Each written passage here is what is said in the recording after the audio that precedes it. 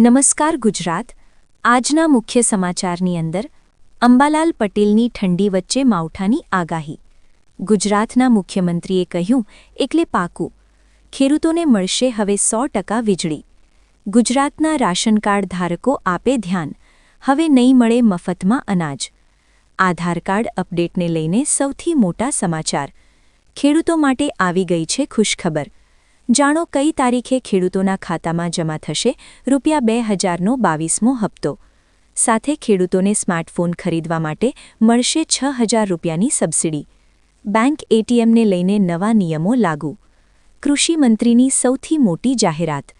જમીન માપણીને લઈને ખેડૂતો માટે ખુશીના સમાચાર। ગામડામાં રહેતા લોકો માટે આવી ગઈ છે ખુશખબર। કેન્દ્ર સરકારનો સૌથી મોટો નિર્ણય।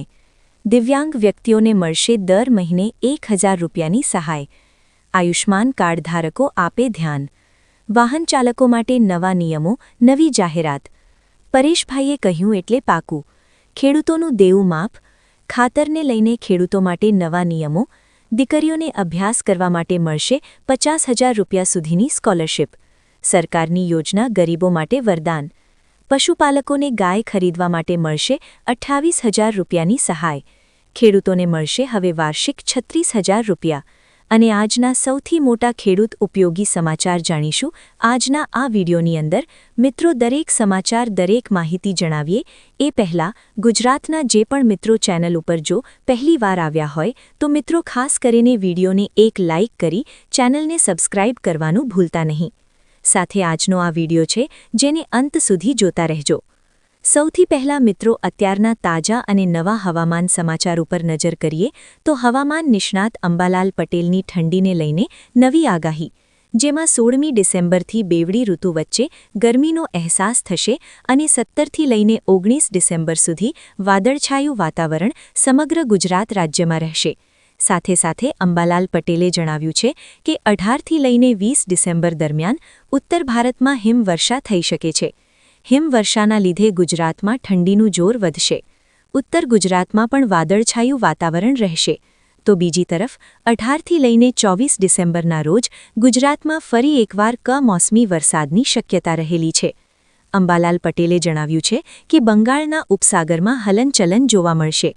આગામી દિવસોમાં ઠંડીનો ચમકારો વધશે।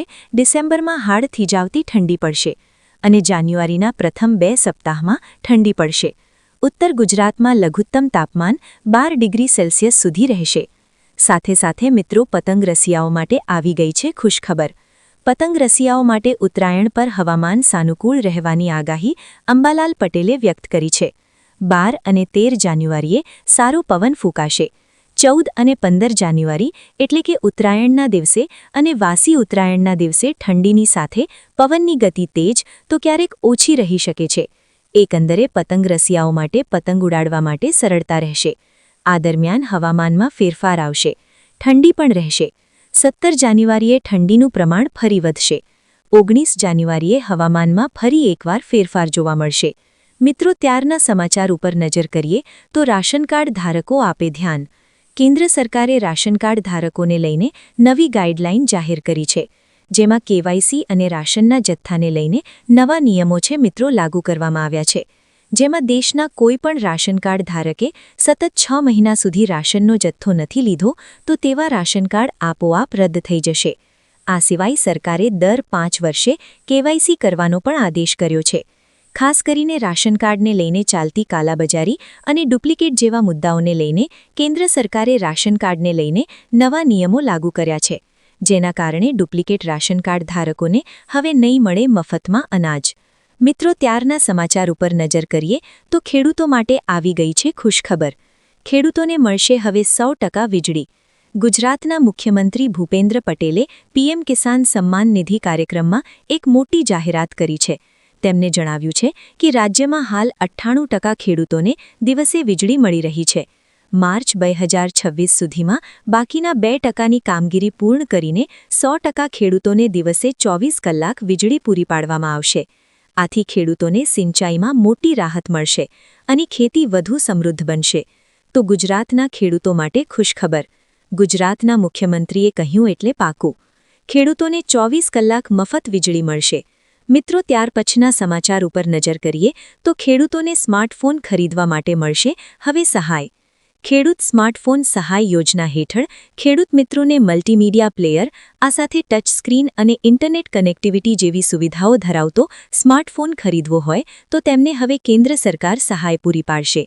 આ સહિત ખેતી વિષયક ફોટા, વિડિયો, ઈમેલ દ્વારા માહિતીની આપ-લે વધુ સરળ બનશે. સાથે મિત્રો, આપણે જણાવી દઈએ તો નવા સુધારા મુજબ, નવા નિયમો મુજબ ખેડૂતોને સ્માર્ટફોન ખરીદવા માટે 6,000 રૂપિયા સુધીની સહાય મળશે.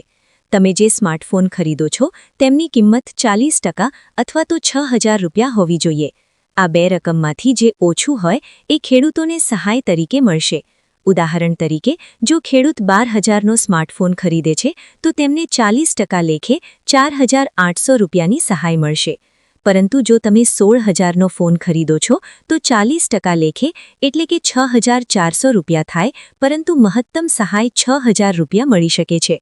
અરજી કરવા માટે જરૂરી દસ્તાવેજો, જેમાં આધાર કાર્ડની નકલ, જમીનના ડોક્યુમેન્ટ જેમ કે 8ની નકલ, રદ કરેલ ચેકની નકલ અથવા તો બેંક ખાતાની પાસબુક, જીએસટી નંબર ધરાવતું સ્માર્ટફોન ખરીદવાનું જે બિલ આવે છે એ બિલ જોશે અને મોબાઈલનો IMEI નંબર એટલે કે બિલમાં તમે જોઈને આ નંબર છે એ દાખલ કરી શકો છો.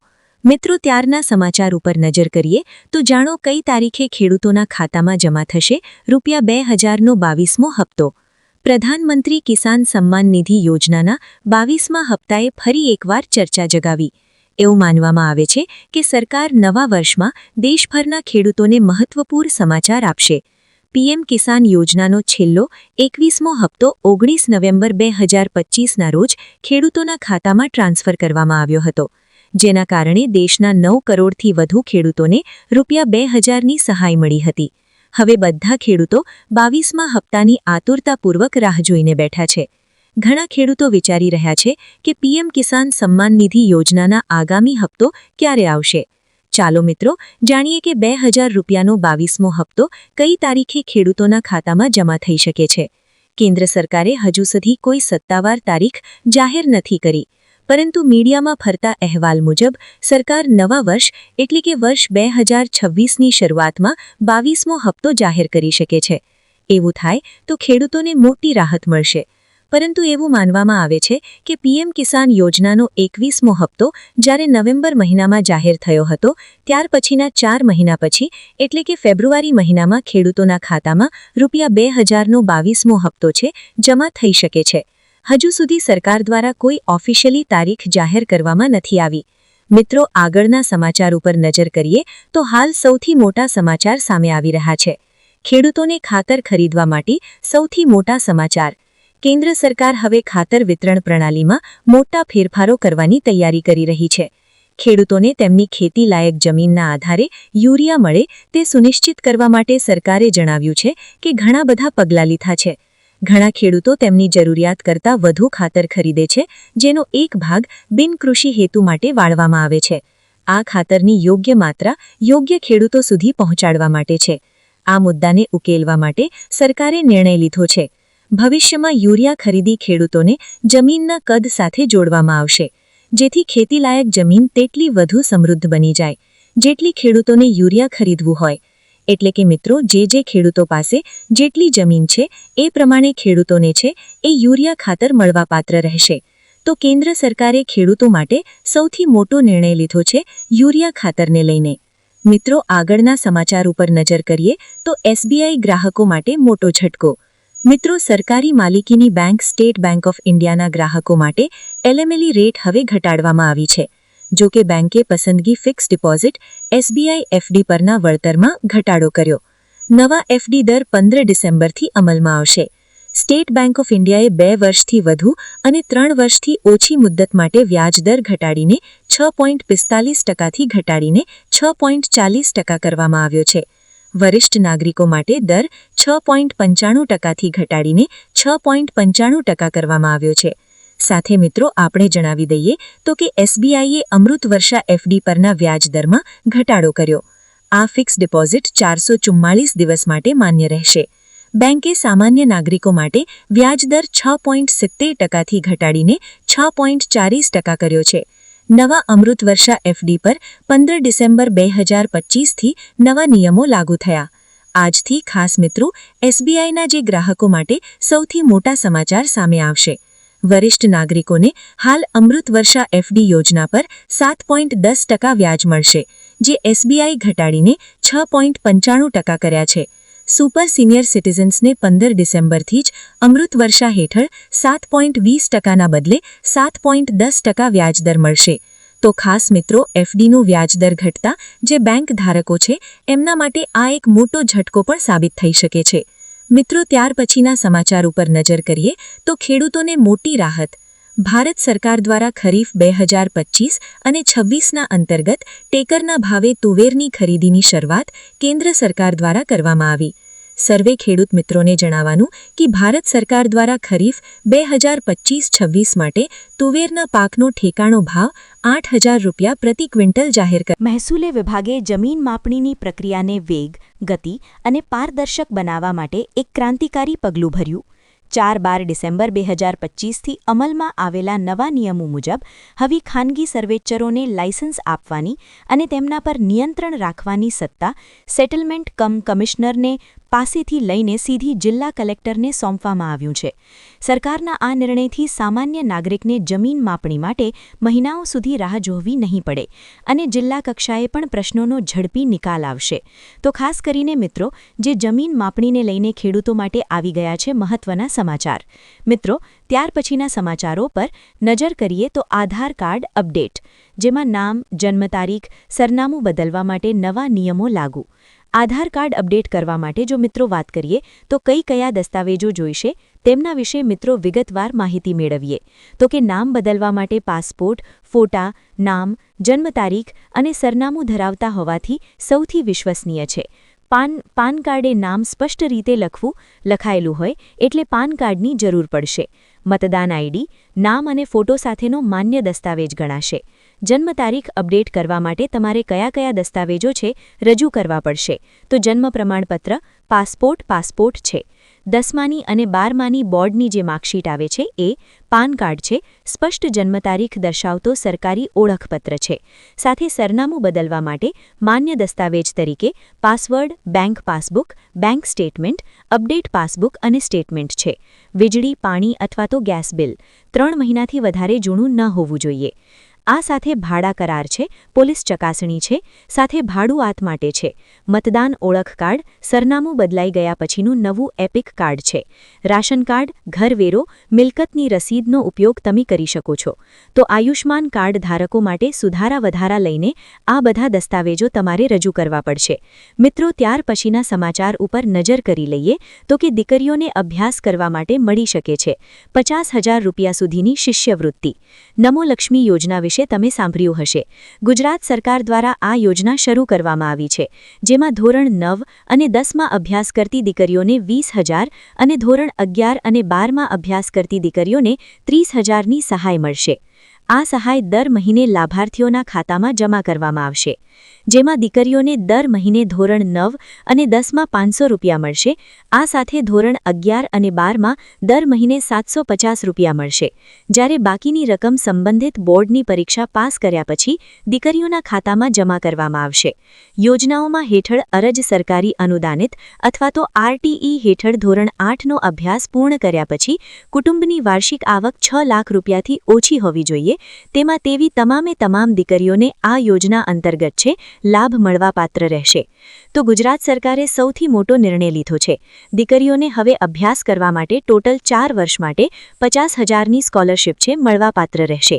મિત્રો આગળના સમાચાર ઉપર નજર કરીએ તો સૌથી મોટા સમાચાર કે ખેડૂતો માટે નવા નિયમો લાગુ, જેમાં દેશમાં યુરિયાની અછત, ડીલરોના મનસ્વી વર્તન અને સબસિડીવાળા ખાતરોના ઉપયોગ અંગે વધતી ફરિયાદો વચ્ચે કેન્દ્ર સરકાર હવે ખાતર વિતરણ પ્રણાલીમાં મોટા ફેરફારો કરવાની તૈયારી હાથ ધરી। ખેડૂતોને તેમની ખેતીલાયક જમીનના આધારે યુરિયા મળે તે સુનિશ્ચિત કરવા માટે સરકારનું આ પગલું આગામી મહિનામાં કૃષિ ક્ષેત્રમાં મોટી નીતિગત ક્રાંતિ લાવશે। ખાતર સચિવ રણજત મિશ્રાએ કેન્દ્રીય ખાતર મંત્રી જેપી નડ્ડાએ સ્પષ્ટ જણાવ્યું છે કે નવ યુરિયા વિતરણ પ્રણાલી માર્ચ 2026થી અમલમાં આવશે। મિત્રો, ત્યાર પછીના સમાચાર ઉપર નજર કરીએ તો સૌથી મોટા સમાચાર સામે આવી રહ્યા છે. આપણે મિત્રો જણાવી દઈએ તો પરેશભાઈએ કહ્યું એટલે પાકું, કારણ કે સરકાર પાક વીમો તો આપી દે છે, પરંતુ શું ગુજરાતના ખેડૂતોના દેવા માફ થવા જોઈએ? કારણ કે મિત્રો, ખેડૂતો માટે પરેશભાઈ ગોસ્વામી 3 માંગને લઈને આંદોલન ઉપર છે એ ચઢ્યા હોય તેવા સમાચાર. કારણ કે મહાઆંદોલનનો મેપ જાહેર થયો. જ્યાં સુધી ખેડૂતોના 3 માંગણીઓ પૂર્ણ નહીં થાય, જેમ કે પહેલી માંગણી છે કે ખેડૂતોને પાક ધિરાણ માફ કરો, બીજી માંગણી છે કે 2000 મણ મગફળીની ખરીદી કેન્દ્ર સરકાર તરફથી રાજ્ય સરકાર તરફથી થવી જોઈએ, અને ત્રીજી માંગણી વર્ષ 2019નો પાક વીમો જે ખેડૂતોના ખાતામાં જમા નથી થયો એવા ખેડૂતોના ખાતામાં જમા કરવામાં આવી. આ 3 માંગણીઓ પૂરી નહીં થઈ ત્યાં સુધી આંદોલન ચાલુ રહેશે. કૃષિ મંત્રી સમક્ષ 3 મુદ્દાઓ મૂકી દેવામાં આવ્યા છે. જો હવે સરકાર કોઈ પગલાં નહીં લઈ તો ખેડૂત આગેવાનો મહાઆંદોલનનો નવો મેપ તૈયાર કરી શકે છે. આગળ ગાંધીનગરનો ઘેરાવો કરવામાં આવશે.